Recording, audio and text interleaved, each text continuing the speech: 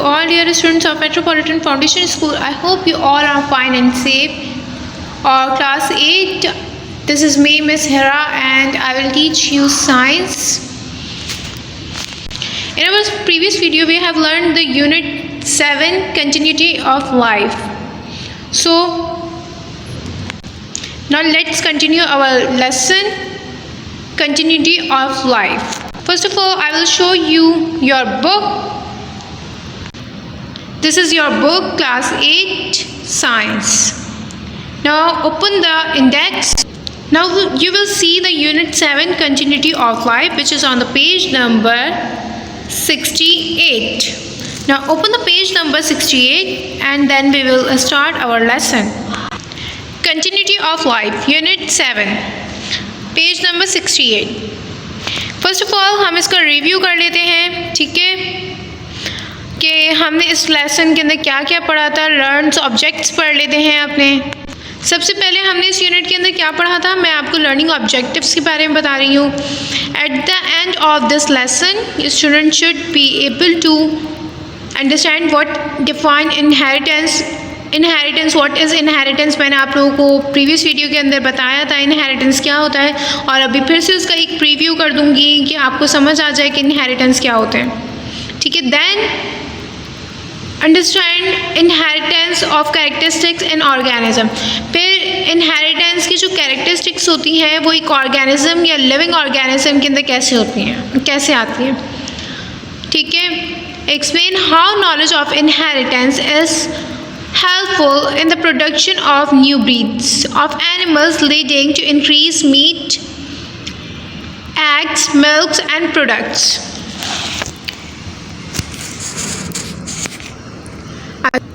For example, अब inheritance की जो knowledge होती है, inheritance किस चीज़ के अंदर useful होता है. For example, अगर inheritance, what is inheritance? Inheritance मैंने आपको बताया था, inheritance यानी कि ब्लड रिलेशन आ रहा हो आपका, और इसकी जो कैरेक्टरिस्टिक्स होती हैं, एक लिविंग ऑर्गेनिज्म से अगर दूसरे लिविंग ऑर्गेनिज्म की तरह ट्रांसफॉर्म हो जाए, सो उसकी जो कैरेक्टरिस्टिक्स होती हैं डोनर की, वो किसके अंदर आ जाती हैं, होस्ट.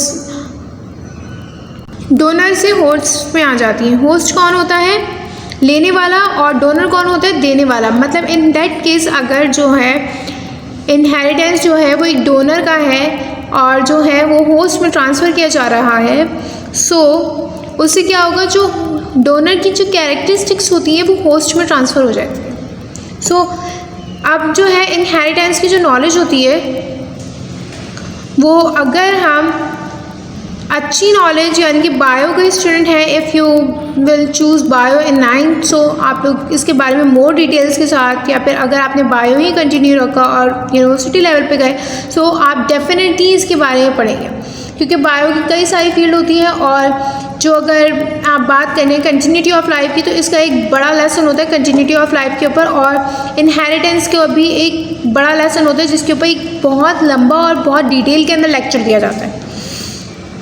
आप ये लोग इंशाल्लाह आप लोग आगे पढ़ेंगे तो डेफिनेटली आप लोगों को इसकी और मज़ीद नॉलेज होगी. सो बस मैं आपको थोड़ा सा इसका बता रही हूँ कि जितना आप लोगों के लिए इस वक्त ज़रूरी है. सो अगर इसकी नॉलेज इनहेरिटेंस की बायो के स्टूडेंट को या फिर इंजीनियर्स को, टेक्नोलॉजी इंजीनियर्स जो होते हैं हमारे, उन्हें हो, या फिर एग्रीकल्चर इंजीनियर्स को हो जो कि प्लांट्स में डीलिंग कर रहे होते हैं, ठीक है. तो अगर उन्हें हो तो वो क्या करते हैं, इसको यूज़फुल बनाते हैं. एक डोनर की यानी कि इनहेरिटेंस से या जेंस से अगर होस्ट के अंदर वो ट्रांसफ़र करते हैं तो वो उसकी नॉलेज रख के करते हैं, जिसकी वजह से अगर वो बैक्टीरिया है और वो डोनर का जो बैक्टीरिया है वो होस्ट के अंदर यानी कि ट्रांसफ़र किया जाए, अगर वो होस्ट के अंदर ट्रांसफ़र कर दिया जाए, सो एग्जाम्पल एनिमल्स की ले लेते हैं. मतलब एक एनिमल्स का यानी कि बैक्टीरिया जो है वो दूसरे होस्ट के अंदर अगर उस बैक्टीरिया की कमी है या फिर डिफेक्ट है, तो उससे क्या होगा, उस एनिमल्स के अंदर लीडिंग, अब न्यू ब्रीड्स की एनिमल्स की लीडिंग जो है इंक्रीज़ हो जाएगी। इनफैक्ट उनका जो मीट होता है, गोश्त होता है, वो भी इंक्रीज़ होता है। और न्यू यानी कि जो हमें उनकी जो प्रोडक्शन देने की यानी कि क़ुव्वत जो होती है वो बढ़ जाती है। ठीक है। Understand how knowledge of inheritance has been used in the production of high yielding and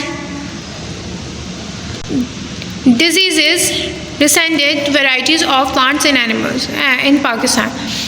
Pakistan के अंदर एनिमल और जो है हमारे जो प्लांट्स एंड एनिमल्स के अंदर डीलिंग की जा रही है न्यू ब्रीड्स को बनाने के लिए, जिसकी वजह से उनकी प्रोडक्शन यानी कि प्रोडक्शन देने की क़ुव्वत जो है वो बढ़ जाती है, जिसकी वजह से हमारी एक्सपोर्ट इंपोर्ट हर तरीके की चीज़ पे बहुत ज़्यादा असरअंदाज हो सकता है। इसीलिए इस काम के ऊपर बायो के अंदर, इस फील्ड के अंदर सबसे ज़्यादा वर्किंग की जा रही है, ताकि एनिमल्स और प्लांट्स के थ्रू एग्रीकल्चर और जो है हमारी रिप्रोडक्शन जो है वो उसको इंक्रीज़ किया जा सके, यूटिलाइजेशन इंक्रीज़ की जा सके इनहेरिटेंस के थ्रू।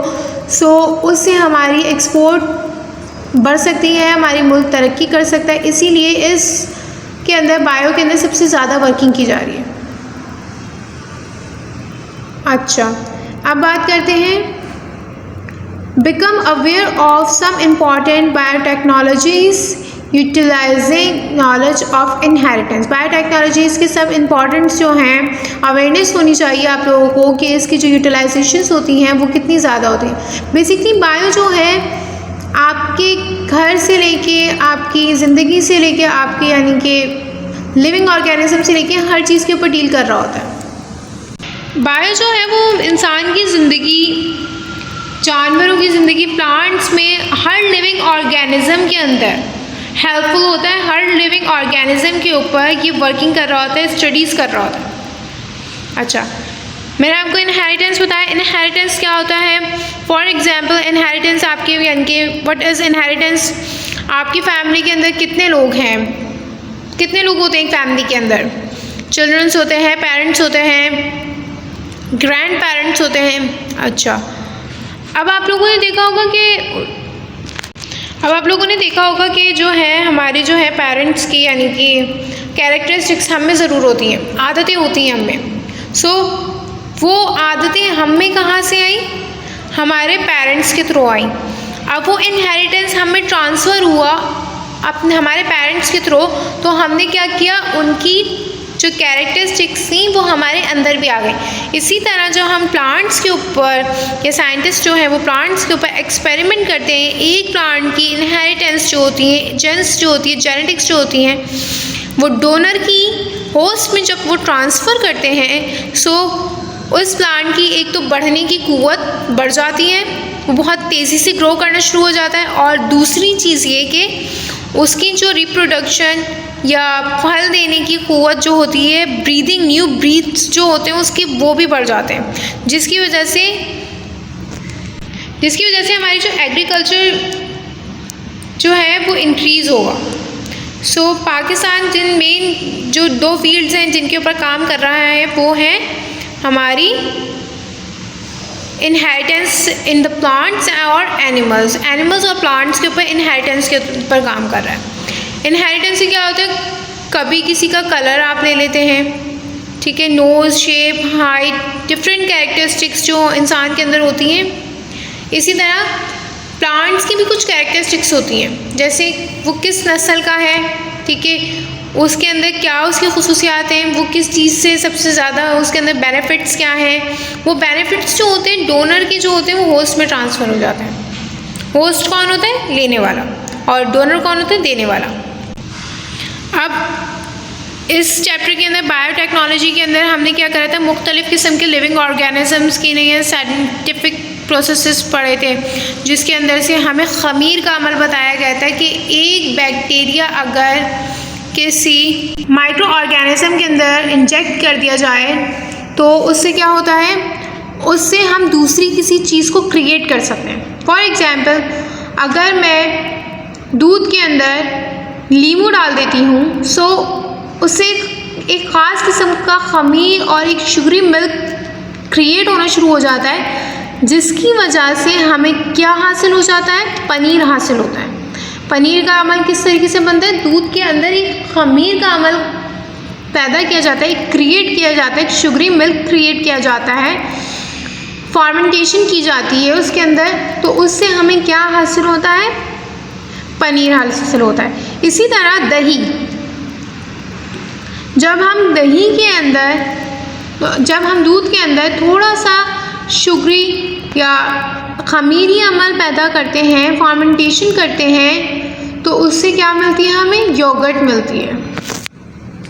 इस फर्मेंटेशन के प्रोसेस से हमें क्या हासिल हुआ, एक लिविंग ऑर्गेनिज्म की जो बैक्टीरिया या कैरेक्टरिस्टिक्स जो थी, जो हमने किसी और चीज़ के अंदर ट्रांसफ़र करी, तो हमें उसकी कुछ कैरेक्टरिस्टिक्स मिल गई, ठीक है, उसके कुछ बैक्टीरियाज मिले और हमने उसे एक न्यू ब्रीथ या फिर एक न्यू क्रिएशन क्रिएट करी। ये होता है फर्मेंटेशन का रिएक्शन, ये एक केमिकल रिएक्शन के ऊपर बेस करता है।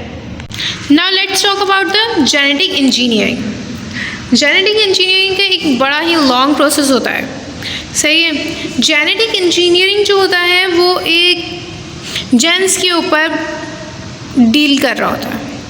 अगर एक डोनर के जेन्स को निकाल के अगर हम किसी होस्ट के अंदर ट्रांसफ़र कर देते हैं, सो उससे हमें एक लिविंग ऑर्गेनिज्म के अंदर ट्रांसफ़र कर देते हैं, सो उससे हमें क्या हासिल होता है, उस लिविंग ऑर्गेनिज्म की जितनी भी कैरेक्टरिस्टिक्स होती हैं वो किसके अंदर ट्रांसफ़र हो जाती हैं, होस्ट के अंदर ट्रांसफ़र हो जाती हैं। अच्छा, सिर्फ कैरेक्टरिस्टिक्स ही ट्रांसफ़र नहीं होती, समटाइम्स आपके जो बैक्टीरियाज होते हैं, समटाइम्स एक डोनर के बैक्टीरिया को होस्ट के अंदर ट्रांसफ़र इसलिए किया जाता है कि उसकी बीमारियां ख़त्म हो जाए या फिर उसके अंदर मोर्स यानी कि पावर आ जाए, या उसके अंदर जिस चीज़ की कमी हो रही होती है वो पूरी हो जाए। सो जब यूज़फुल बैक्टीरिया डोनर के होस्ट में प्रोवाइड किए जाते हैं, तो होस्ट की स्टेबिलिटी और जो है लिविंग प्रोसेसेस जो होता है ना, वो उसका इंक्रीज़ हो जाता है। ओके,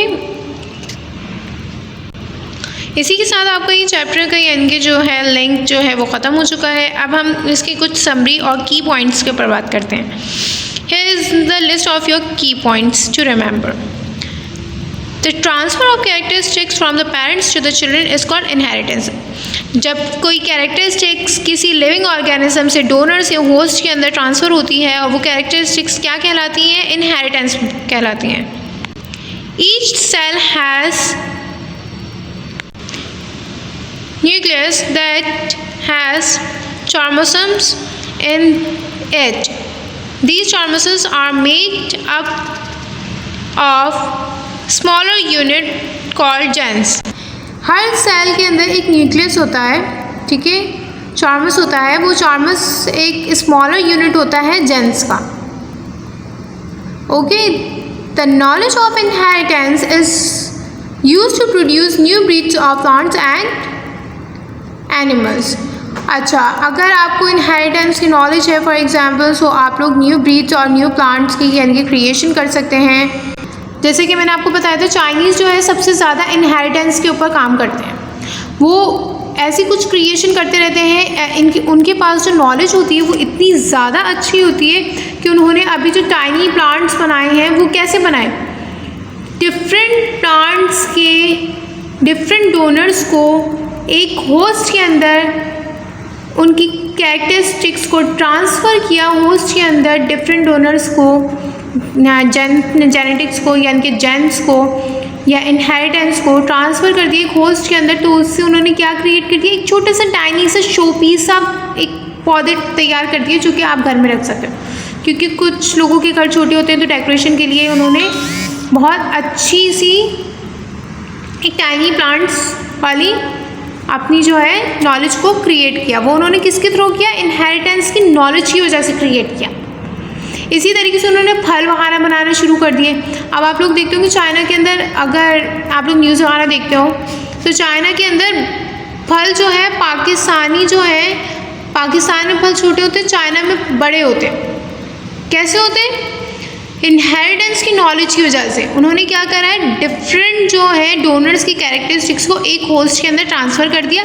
तो उससे क्या हो गया, उसकी न्यू ब्रीदिंग्स की जो पावर्स होती है वो बढ़ जाती है, और जो है उसकी जो यानी कि प्रोडक्शन की पावर जो होती है वो इंक्रीज़ हो जाती है। अच्छा, then biotechnology is a branch of bio that deals with the use of animal cell and microorganism in scientific and industrial process। Micro यानी कि बायोटेक्नोलॉजी क्या होती है, बायोटेक्नोलॉजी बहुत सारी फील्ड्स के अंदर यानी कि वर्किंग कर रही होती है, केमिकल के अंदर वर्किंग कर रही होती है, एग्रीकल्चर के अंदर कर रही होती है। तो बायोटेक्नोलॉजी ना एक मिक्सचर है सबका।